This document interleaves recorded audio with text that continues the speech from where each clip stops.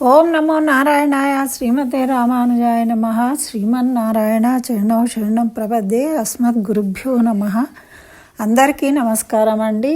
మనకు ఈ పుష్యమాసంలో వచ్చే ఏకాదశి, ఈ ఏకాదశి మరి చాలా విశిష్టమైనది. దీన్ని షట్తిల ఏకాదశి అంటాం మనం.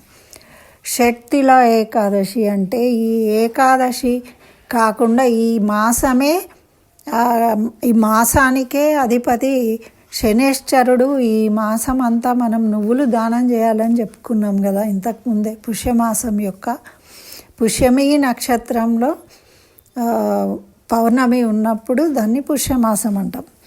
అయితే మరి ఇది ఎటువంటి ప్రాముఖ్యత కలిగి ఉన్నది?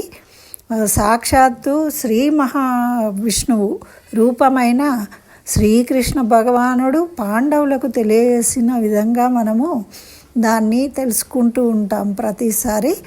అదేవిధంగా ఈసారి కూడా చక్కగా మనము దైవారాధన చేసుకొని ముందు వినండి, తర్వాత వినండి. ఎందుకంటే ఎలా ఆచరించాలో కూడా భగవానుడు మనకు తెలియజేసిండు.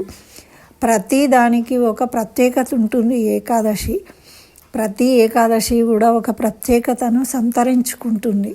కాబట్టి ముందు వినండి, తర్వాత కూడా వినండి. రేపు ఇంకా చాలా విశేషము. బుధవారం రావడము, మళ్ళీ భోగి పండుగ, గోదా కళ్యాణం, ఇన్ని విశేషాలు ఉన్నాయి. కాబట్టి చక్కగా ఆచరిద్దాము. మనం అందరం కూడా ఆ కృష్ణ భగవానుడు గోదా ఆండాళి యొక్క అనుగ్రహాన్ని పొందుదాం. ముందుగా ఈ కథను విందాం. యుధిష్ఠిరుడు శ్రీకృష్ణుడిని అడుగుతూ ఉన్నాడు.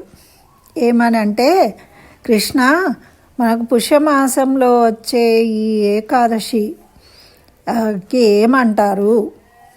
మరి దాని యొక్క వ్రత విధానం ఏంటిది? దాని ఫలితం ఏంటిది?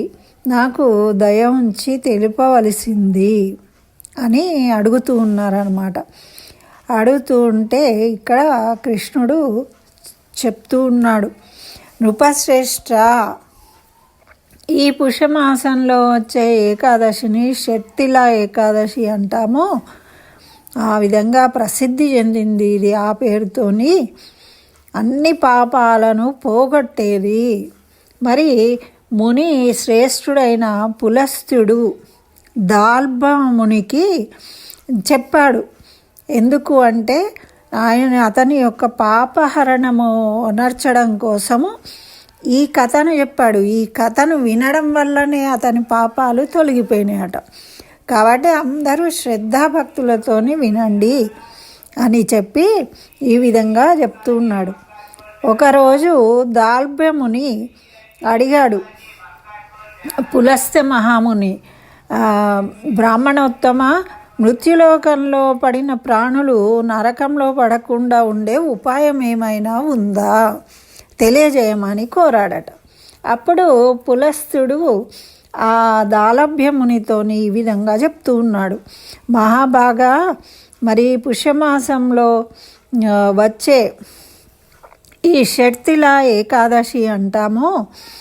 ఆ రోజు మనము చక్కగా ఇంద్రియ నిగ్రహం కలిగి మదమాత్సర్యాలను తొలగించుకొని కామక్రోధ లోభ మదమాత్సర్యాలనే వాటిని తొలగించుకొని భగవంతుణ్ణి ధ్యానించాలి. నీళ్లతో కాళ్ళు కడుక్కొని ఆవు పేడను పోగు చేసి నువ్వులు పత్తి కలిపి 108 పిడికలు చేయాలి.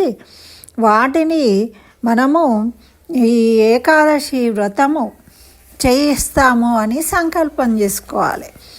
ఆ రోజు చేసుకొని చక్కగా స్నానం చేసి పవిత్రమైన మనస్తోని శ్రీ మహావిష్ణువును పూజించాలి. శ్రీ మహావిష్ణువు నామోచ్చరణ చేస్తూ రాత్రిపూట జాగారం చేయాలి. ఆ జాగారం చేయడము, మరి హోమం కూడా చేయాలి. ధూపదీప నైవేద్యాలు, చందనము, కర్పూరము, కొబ్బరికాయ, గుమ్మడికాయ మొదలైన వాటిని అక్కడ సమర్పించాలి. ఇవన్నీ మనకు లభ్యం కాని చోపు మనము 100 వక్కలు, పోక వక్కలను పూజ చేయాలి. నోరు పోక వక్కలతో పూజ చేయాలట. శిశుపాలుడికి పాపాలను ఆయన లెక్కగట్టిండు 100 పోక వక్కలతోని, 100 పాపాలను. తర్వాత ఆయనకి మోక్షం ఇచ్చాడు.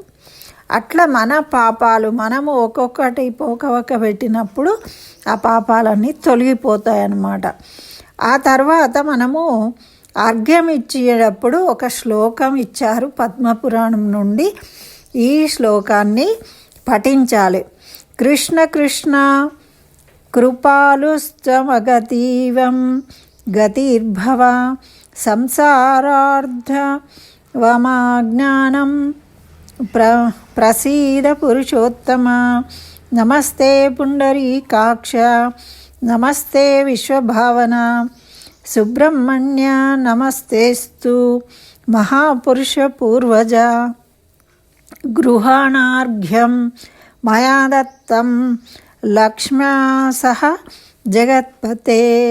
దీని అర్థం ఏంటంటే మనం శ్లోకం చదవకున్న దీని భావాన్ని తలుచుకోవాలి. సచ్చిదానంద స్వరూపుడైన శ్రీకృష్ణ, మీరు గొప్ప దయగలవారు. మీరు ఆశ్రయం లేని వారికి ఆశ్రయం కల్పిస్తారు. ఈ సంసారంలో మునిగిన మాపై దయ చూపండి. కమలనయన విశ్వభావన సుబ్రహ్మణ్య మహాపురుష, అందరికంటే మీరు పూర్వులు, మీకు నమస్కారము.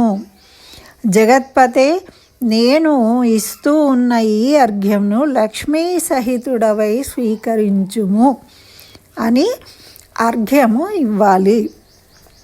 ఇది మనకు పద్మపురాణంలో ఉంది.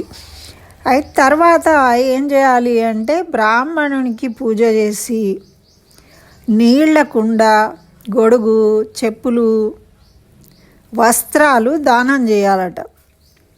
దానం చేసేటప్పుడు ఈ దానము ద్వారా శ్రీకృష్ణుడు నాపై ప్రసన్నుడగునుగాక అని చెప్పి ఇవ్వాలి.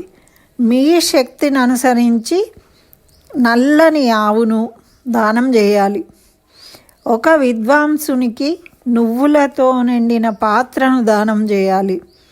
పాత్రలో నువ్వులతో ఎన్ని మొక్కలు మొలుచునో అన్ని వేల సంవత్సరాలు స్వర్గలోకమున నివసిస్తారు. నువ్వులతో స్నానం చేయాలి. నువ్వుల పిండితో నలుగు పెట్టుకోవాలి. నువ్వులు వేసిన నీటిని తాగాలి. నువ్వులు దానం చేసి భోజనంలో నువ్వులను వాడుకోవాలి. ఓ నృపశ్రేష్ఠ, ఈ విధంగా 6 రకాలుగా నువ్వులను ఉపయోగించుట వల్ల ఈ తిథికి మనకు షట్ తిల ఏకాదశి అన్నాం కదా. షట్ అంటే 6, తిలలు అంటే నువ్వులు. కాబట్టి మనకున్న అన్ని పాపాలు కూడా పోగొడుతుంది అని పులస్తుడు దాల్భ్య మహర్షికి ఉపదేశిస్తే ఆయన దీన్ని ఆచరించాడు. కాబట్టి ఓ ధర్మరాజా, మీరును చేసి చక్కగా మీ పాపముల నుండి విముక్తులు గండి అని శ్రీకృష్ణుడు ధర్మరాజుకు తెలియజేసిండు. కాబట్టి వీలైనంతగా నువ్వుల దానము, నువ్వులు తినడము, నువ్వులు వేసిన నీళ్ళతో స్నానం చేయడము, మరి ఇవన్నీ కూడా మనము తప్పకుండా ఆచరించాలి. ఆచరించడం వల్ల మన పాపాలు అన్నీ తొలగిపోయి మనకు అన్ని శుభాలు కలుగుతాయి, మనకున్న దోషాలు తొలగిపోతాయని మనకు ఈ శ్రీకృష్ణ భగవానుడే స్వయంగా తెలియజేసిండు. మీరందరూ కూడా ఆ విష్ణుమూర్తిని పూజించిన తర్వాత దీన్ని వినండి. ముందు వినండి, ఎలా పూజించాలో సాధ్యమైనంత వరకు తెలుసుకుని మరి ఆచరిస్తే సంపూర్ణమైన ఫలితాన్ని పొందుతారు. ఇదండి ఏకాదశికి సంబంధించిన మహత్యము. సాక్షాత్తు శ్రీకృష్ణ భగవానుడు చెప్పినది. తప్పకుండా అందరూ వినండి, లైక్ చేయండి. ఇటువంటి మంచి వాటిని షేర్ చేయడం వల్ల మీకు పుణ్యం కలుగుతుంది. కాబట్టి అందరికీ షేర్ చేయండి. ఇంకా నా ఛానల్ సబ్స్క్రైబ్ చేయకుంటే సబ్స్క్రైబ్ చేయండి. ఓం నమో నారాయణాయ అని చక్కగా కామెంట్లో రాయండి. తప్పకుండా కనీసం ఒక 10 మంది అన్నా రాయాలి అని నేను కోరుకుంటున్నా. స్వస్తి. సర్వం శ్రీకృష్ణ చరణారవిందార్పణమస్తు. అందరికీ భోగి మరియు ఏకాదశి శుభాకాంక్షలు.